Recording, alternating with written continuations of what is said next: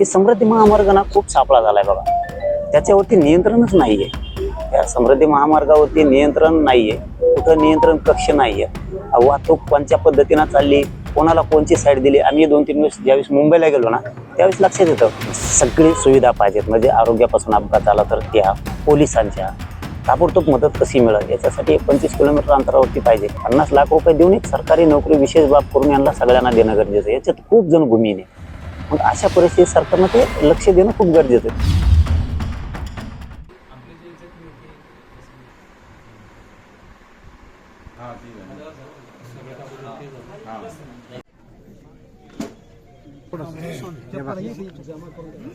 तर काल जी घटना घडली, अतिशय दुर्दैवी घटना घडलेली आहे. आज तुम्ही या ठिकाणी उपस्थित राहिलात, काय भावना आहे? आता काय बघा, याच्यात व्यक्त होणं सुद्धा अवघड आहे.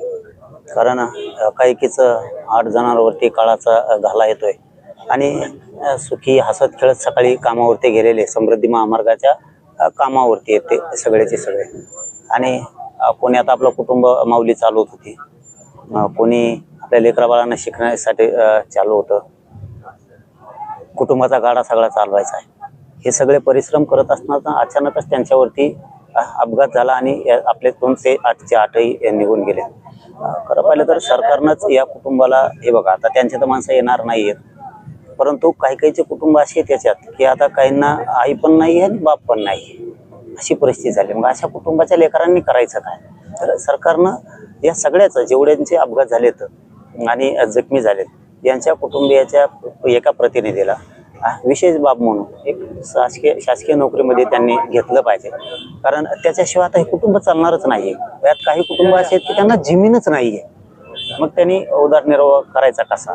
आपल्याला कष्ट करून लेकरं मोठे करत होते काही जण, तर आता शेती नसल्यामुळं कष्ट करणारा माणूस पण गेला.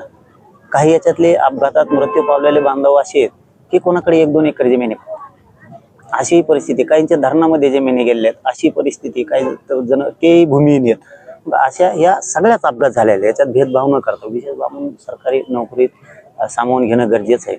आणि ते खातंही आहेत आता सरकारच्या वतीनं, हे पण येत आणि करू शकतंय सरकारने जर मनात घेतलं करू. हे समृद्धी महामार्गाना खूप सापळा झालाय बघा. त्याच्यावरती नियंत्रणच नाहीये. त्या समृद्धी महामार्गावरती नियंत्रण नाहीये, कुठं नियंत्रण कक्ष नाहीये.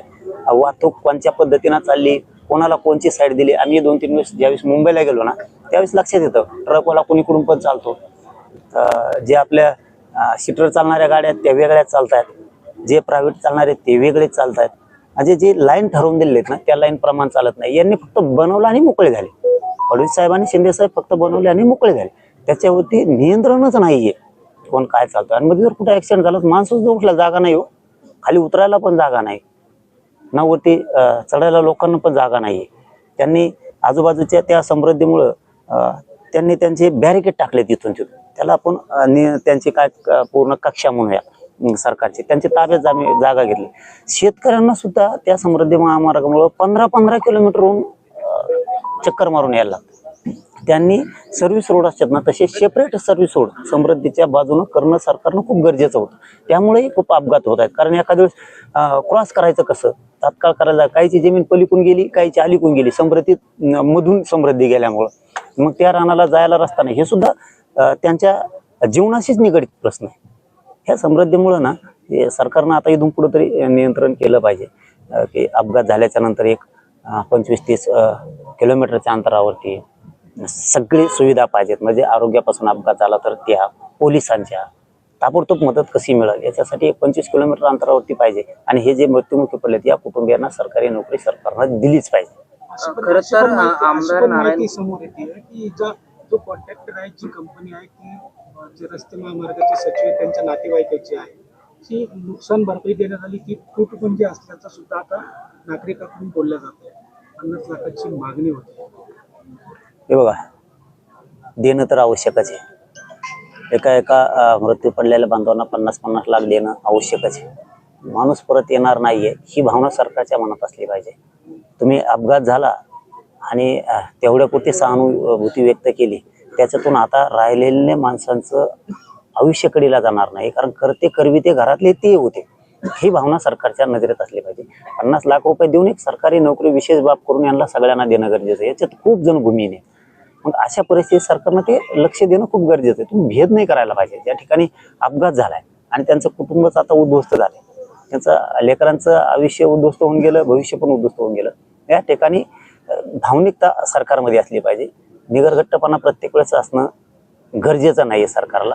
नाही त्या ठिकाणी ठीक आहे, परंतु अशा ठिकाणी भावनेत येऊन त्यांना 50 लाख रुपये देऊन सरकारी नोकरी तात्काळ देणं गरजेचं आहे. कारण आता त्यांचं पोटच हातावरती आहे.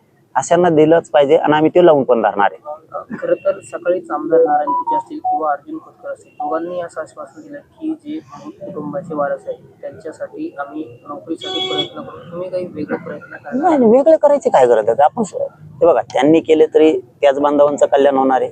आम्हीच त्यांच्याकडे जबाबदारी देतोय ना. त्यात काय कोणाला काय हाव पडलेली नाहीये. दुःख आणि त्याच्यात आपण सहभागी असलं पाहिजे. त्यांनी दोघांनाही करावं, भाऊंनी करावं आणि कुचे साहेबांनी करावं, काही अडचण नाही. परंतु यांना नोकरीत जाणं खूप गरजेचं आहे. आता आधार नाहीये.